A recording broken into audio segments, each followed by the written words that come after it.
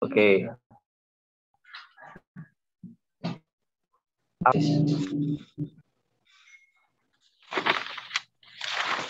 Nah, jadi OSIS bisa dilihat di screen-nya. OSIS atau organisasi siswa intrasekolah adalah suatu organisasi resmi yang berada di lingkungan sekolah yang beranggota siswa atau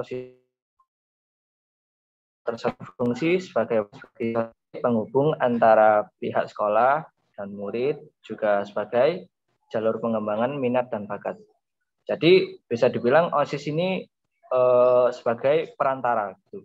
Jadi mungkin kalau misalnya teman-teman ikut OSIS, terus ada temannya nih yang mau kayak apa ya, misalnya ini sekolah harusnya gini. Nah, kita sebagai OSIS bisa nanti aspirasi dari teman kita bisa kita sampaikan kepada guru atau mungkin yang bersangkutan di sekolah, seperti itu. Recording in progress.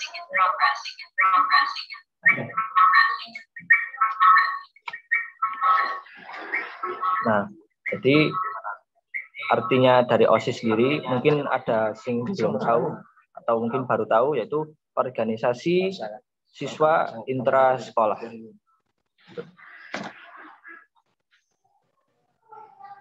Nah, di sini ada fungsi OSIS. Apa ya kira-kira fungsi OSIS? Tadi udah saya jelaskan sedikit fungsi OSIS. Nah, ini yang saya bilang tadi. Satu, sebagai wadah kegiatan para siswa. Dua, sebagai motivator untuk menggali dan mengembangkan potensi siswa. Tiga, sebagai preventif untuk menyelesaikan persoalan perilaku menyimpang siswa, dan lain sebagainya.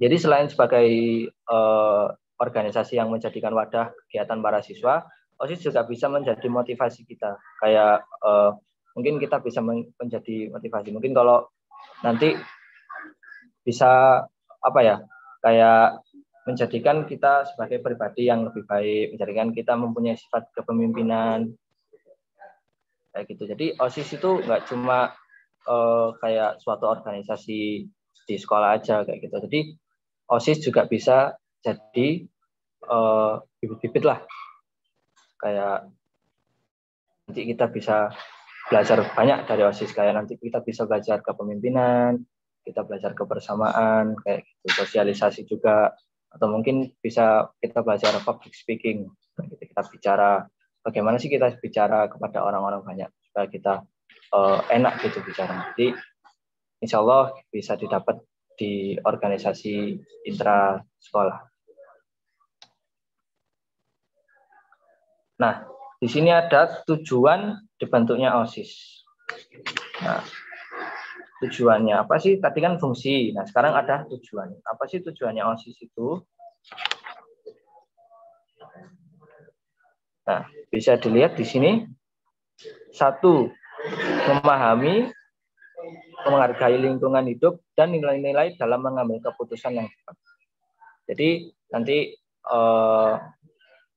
tujuan harapannya kalau misalnya teman-teman sekalian atau adik-adik ikut OSIS, nanti bisa menghargai sesama makhluk hidup, bisa menghargai lingkungan, dan mengambil kayak nanti bisa mengambil suatu keputusan yang tepat. Kayak gitu. Terus ini ada yang kedua, membangun landasan kepribadian yang kuat dan menghargai hak asasi manusia atau HAM dalam konteks kemajuan budaya bangsa. Tiga, mengembangkan wawasan kebangsaan dan rasa cinta tanah air dalam era globalisasi.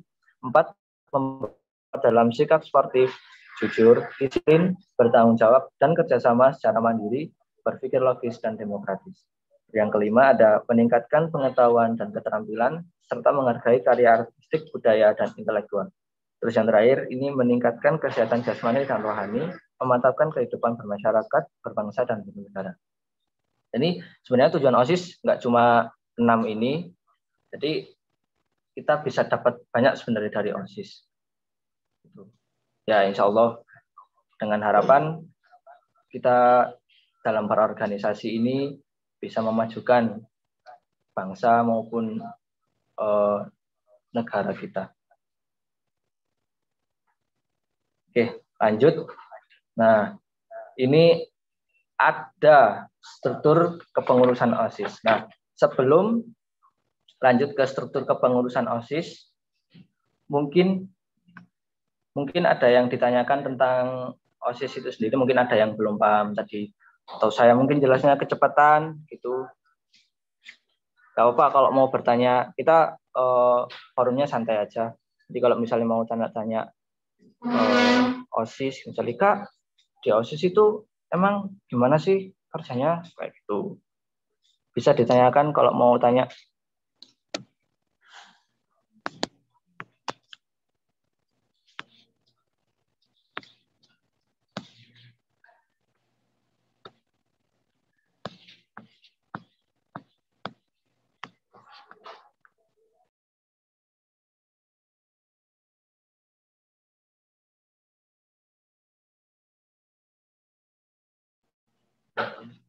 Oke, mungkin kalau tidak ada yang bertanya,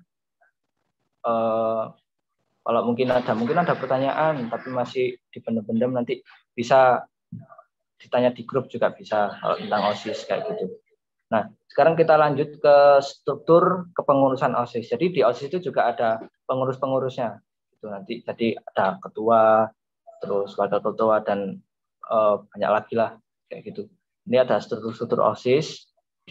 Di antaranya di OSIS, khususnya OSIS SMA Islam Nusantara sendiri mempunyai struktur kepengurusan OSIS sebagai berikut.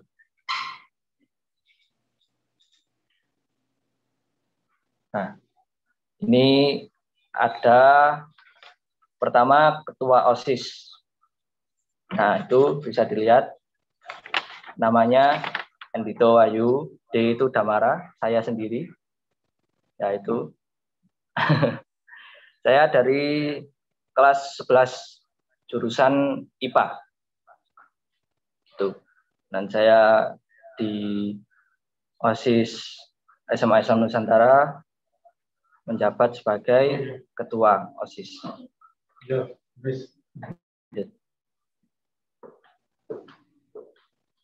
Nah, ini ada tugas. Jadi setiap struktur, setiap bagian dari OSIS itu mempunyai tugas masing-masing. Nah, ini salah satunya tugas ketua, yaitu ada memimpin organisasi dengan baik dan bijaksana, mengkoordinasikan semua anggota kepengurusan, menetapkan kebijaksanaan yang telah dipersiapkan dan direncanakan oleh anggota, memimpin rapat, menetapkan kebijaksanaan dan mengambil keputusan berdasarkan musyawarah dan mufakat, serta mengevaluasi kinerja anggota dalam setiap kesempatan. Nah, jadi tugas ketua OSIS sendiri itu ya bisa disimpulkan ya memimpin jalannya OSIS di sekolah itu. Kayak nanti kalau ada rapat yang memimpin rapat itu ada ketua OSIS kayak gitu. Nanti memimpin organisasi dengan baik dan bijaksana kayak gitu. Ya, selayaknya ketua ya menjadi ketua harus ya adil, yaitu dengan kebijaksanaan yang diambil keputusan berdasarkan musyawarah dan mufakat. Jadi nggak boleh ada ego masing-masing. Kalau kita udah bersama, ya kalau kita diskusi, kita harus menandakan satu sama lain. Ya, gitu. Lanjut. Nah, ini ada selanjutnya wakil ketua OSIS, dan mungkin bisa disampaikan oleh wakil ketua OSIS itu sendiri. Bisa waktu dan tempat saya persilahkan. Iya, terima kasih untuk ketua OSIS Endito. Saya di sini menjabat sebagai wakil ketua OSIS. Dan tugas-tugas saya adalah yang pertama, bisa dilanjut visualnya.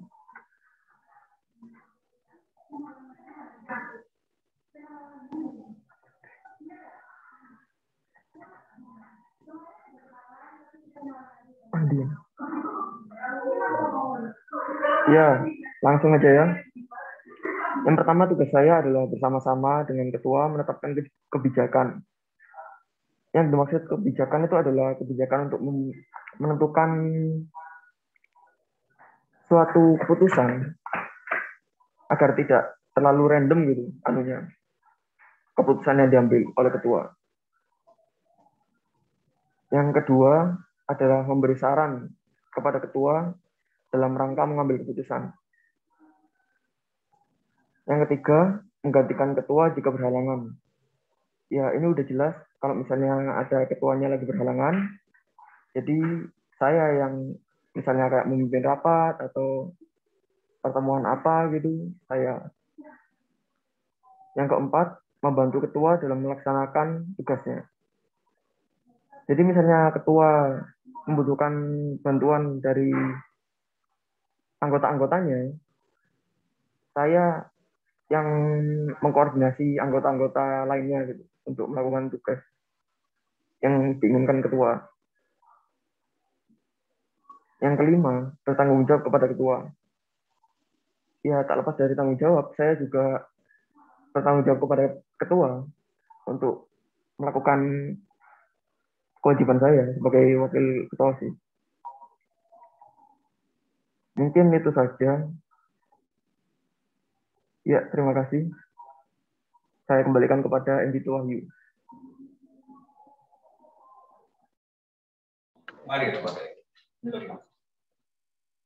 Oke, terima kasih dari Mas Alam ya, Wakil Ketua OSIS SMA Islam Nusantara. Dan ini selanjutnya ada Sekretaris OSIS. Nah, mungkin dari Sekretaris OSIS bisa memperkenalkan. Saya persilakan. Terima kasih Kak Indito.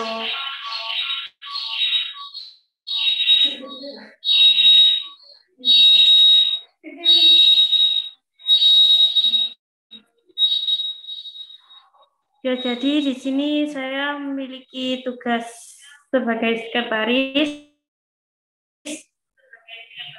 Ya, ada tugasnya satu, memberi saran atau masukan kepada ketua. Di sini juga bukan saya saja yang memberi saran atau masukan, anggota lain juga memberi masukan atau saran. Tapi karena sekretaris itu adalah tangan kanannya ketua, jadi lebih apa ya? Kayak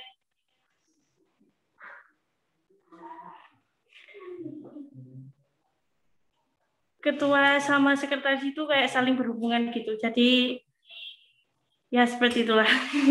2, mendampingi ketua dalam rapat. Terus yang ketiga, menyiarkan, mendistribusikan, dan menyimpan surat serta arsip yang berhubungan dengan pelaksanaan kegiatan. Terus keempat, menyimpan laporan, surat, hasil rapat, dan evaluasi kegiatan seperti kayak proposal gitu. Terus yang ke-5,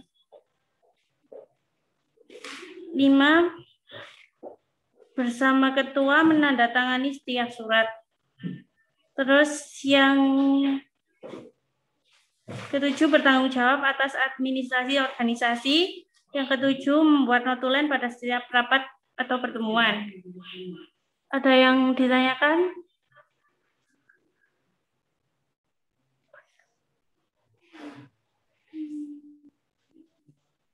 Bisa dilanjut Kakak Dito?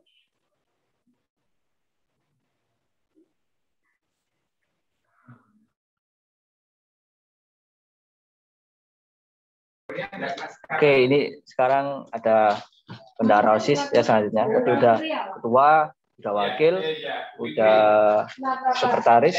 Nah, sekarang waktunya bendahara. Ini bisa diperkenalkan, Mas Bendahara.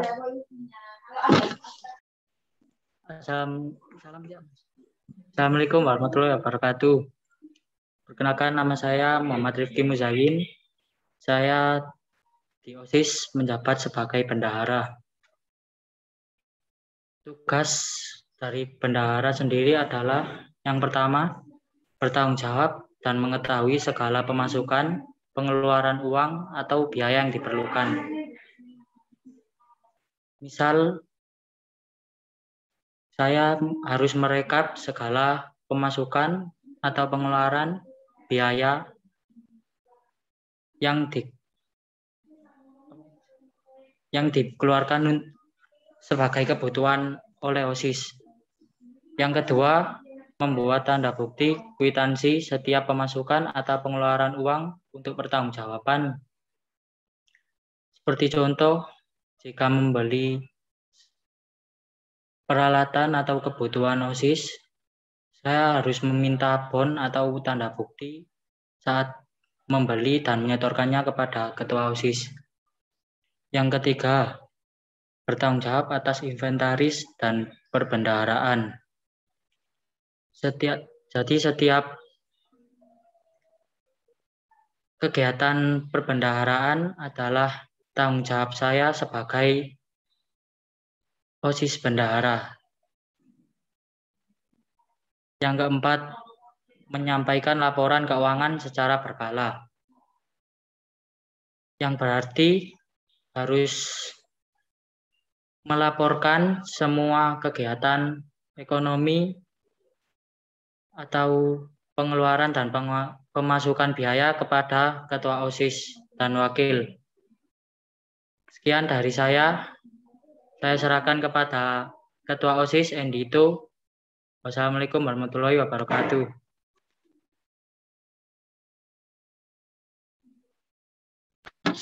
Oke, terima kasih dari Bendahara OSIS atas perkenalannya. Ini selanjutnya ada Sekbid 1. Nah, dia kebetulan hari ini di berhalangan, jadi bisa mengikuti Zoom. Mungkin bisa saya kenalkan kepada teman-teman sekalian. Ini ada Yuliana dari kelas 10 MIPA. Ini bertugas menjadi Sekbid 1 atau Pembinaan Ketakwaan dan Budi Pekerti Luhur. Nah, berikut adalah tugas-tugas dari Sekbid 1, yaitu melaksanakan peribadatan sesuai dengan ketentuan agama masing-masing. Jadi tugasnya Sekbid 1 itu juga menyuruh atau mengingatkan teman-temannya untuk beribadah, seperti itu bisa juga. Terus yang kedua ada memperingati hari-hari besar keagamaan. Jadi Sekbid 1 ini juga yang bertanggung jawab atas event-event kayak itu kayak Maulid Nabi, nah kayak gitu-gitu. Terus ada event-event kayak keagamaan lainnya lah. Itu yang bertanggung jawab adalah Sekbid 1. Ya, Sekbid keagamaan. Terus selanjutnya ada melaksanakan perbuatan amaliyah sesuai dengan norma agama, yaitu tadi mengingatkan temannya bahwa kayak mengingatkan amaliyah sesuai norma agama, kayak norma-norma dalam Islam itu bagaimana. Jadi bisa yang mengingatkan itu dari Sekbid 1. Terus yang selanjutnya membina toleransi kehidupan antar umat beragama. Jadi juga memberitahu bahwa kita dalam beragama itu harus toleransi. Jadi sebenarnya kalau misal kita berbeda kepercayaan atau ada yang yaitu berbeda kepercayaan, itu tidak boleh kita musuhi. Cukup kita bisa bersosialisasi. Yang penting kita harus menerapkan toleransi sesuai kehidupan antar umat beragama. Terus yang selanjutnya ada mengadakan kegiatan lomba yang bernuansa keagamaan. Nah, mengadakan lomba itu kayak misalnya ada kayak itu memperingati hari-hari besar. Nah, di hari-hari besar itu juga bisa diadakan lomba-lomba kayak gitu. Yang bersangkutan, kayak misalnya Maulid Nabi, bisa melakukan lomba apa kayak gitu. Nah, yang terakhir ada mengembangkan dan memperdayakan kegiatan keagamaan di sekolah. Jadi kayak bisa mengusulkan ke sekolah kayak kayak gitu, atau mungkin sholat Jumat berjamaah di sekolah kayak gitu tuh bisa diberitahukan oleh Sekbid 1. Nah, seperti itu.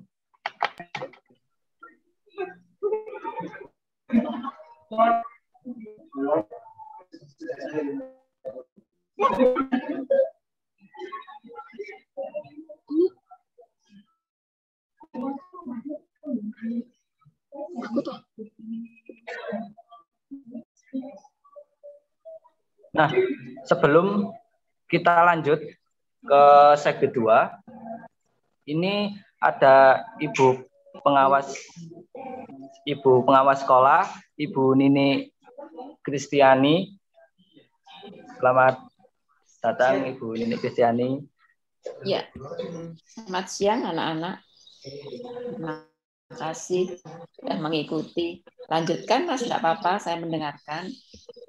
Terima kasih Bu Nini telah hadir mengikuti MPLS siswa-siswa kami di SMA Islam Nusantara. Oke, Bu Roro. Ya. Baik-baik ya, anak-anak sehat ya. Alhamdulillah sehat Bu Nini. Kelihatannya tadi saya sudah mendengarkan. Tadi yang menjelaskan Ketua OSIS ya. Iya Bu.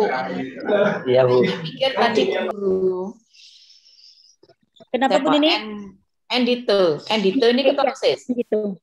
Iya, Endito Iya Bu, OSIS. Oh iya, bagus Mas. Saya pikir tadi gurunya. Iya Bu, mungkin tidak pakai seragam. Mohon maaf Bu Nini, tadi itu kan Zoom-nya di rumah. Enggak apa-apa. Saya keliling ke sekolah-sekolah ikut Zoom gitu.